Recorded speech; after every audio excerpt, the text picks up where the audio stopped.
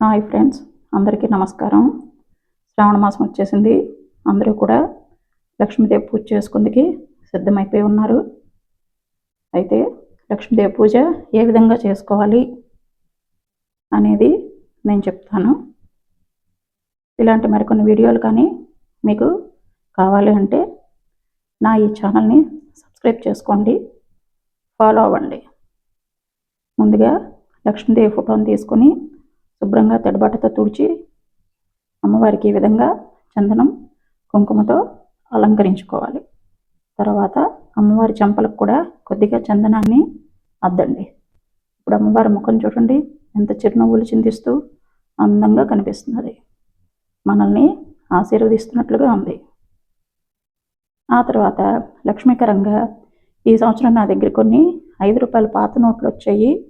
వాటిని ఈ విధంగా మాల కట్టి అమ్మవారి మెడలో వేశాను.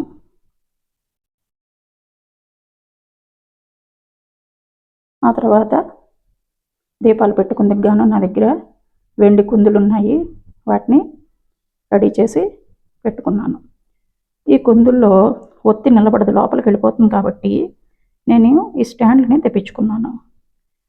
ఈ స్టాండ్లో మనం ఒత్తిని పెట్టి ఆవు నెయ్యిని వేసి నేను దీపాలు పెట్టుకుంటాను.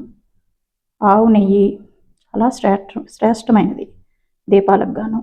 ఆవు పాలు, ఆవు పేడ, మిగతా ఆవుకు సంబంధించిన ప్రతి పదార్థము చాలా విశేషమైనది, అమ్మవారికి ఎంతో ఇష్టమైనది. గోవుని అమ్మవారి స్వరూపంగానే చెప్తారు. తర్వాత మనం పూజ చేసుకోవడానికి కావాల్సింది కలశం. నా దగ్గర అష్టలక్ష్మి చెంబు ఉంది. దాన్ని శుభ్రం చేసి చందనం కుంకుమలు పెట్టి అలంకరించాను. అందరికీ తెలిసిందే.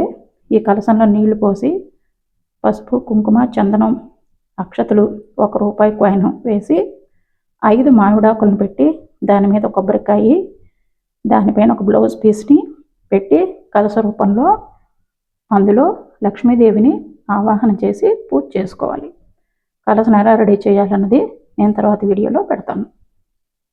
తర్వాత పూజకు గాను పువ్వులు, పసుపు, కుంకుమని రెడీ చేసుకోవాలి.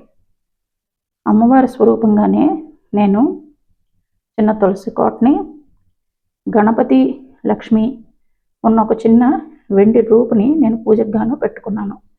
దీని మీద లక్ష్మీ అష్టోత్తర శతనామాలు చదువుతున్నప్పుడు నేను కుంకుమ వేసుకుంటాను.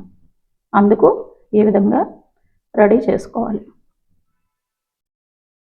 అయిన తర్వాత మనం ధూపం ఇవ్వడానికి, ధూపం పెట్టుకోవడానికి నా దగ్గర శంఖచక్ర నామాలతో స్టాండ్ ఉందండి. దాన్ని నేను రెడీ చేసుకున్నాను. ఆ తర్వాత నైవేద్యాలు పెట్టడానికి గాను మనం గిన్నెలు, పళ్ళెం, కొబ్బరికాయ, అరటిపళ్ళు, ప్రసాదాలు పెట్టుకుందికి ముందుగానే రెడీ చేసి ఉంచుకోవాలి. ఇది ఆచమన పాత్ర. దీన్ని కూడా మనం చందనం కుంకుమతో అలంకరించి పూజకి సిద్ధంగా ఉంచుకోవాలి.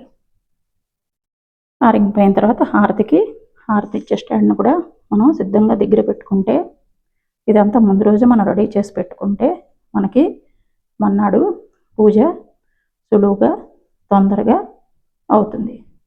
ఉదయం లేచి అన్నీ రెడీ చేసుకోవాలంటే చాలా కష్టమవుతుంది.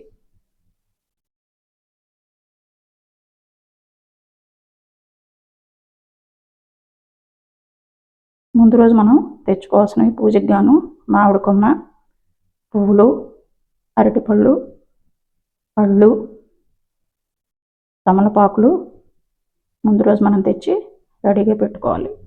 పెట్టుకుంటే పూజ పూర్తవుతుంది. జై శ్రీరామ్. ఈ వీడియో కనుక మీకు నచ్చినట్లయితే లైక్ చేసి అందరికీ షేర్ చేయండి.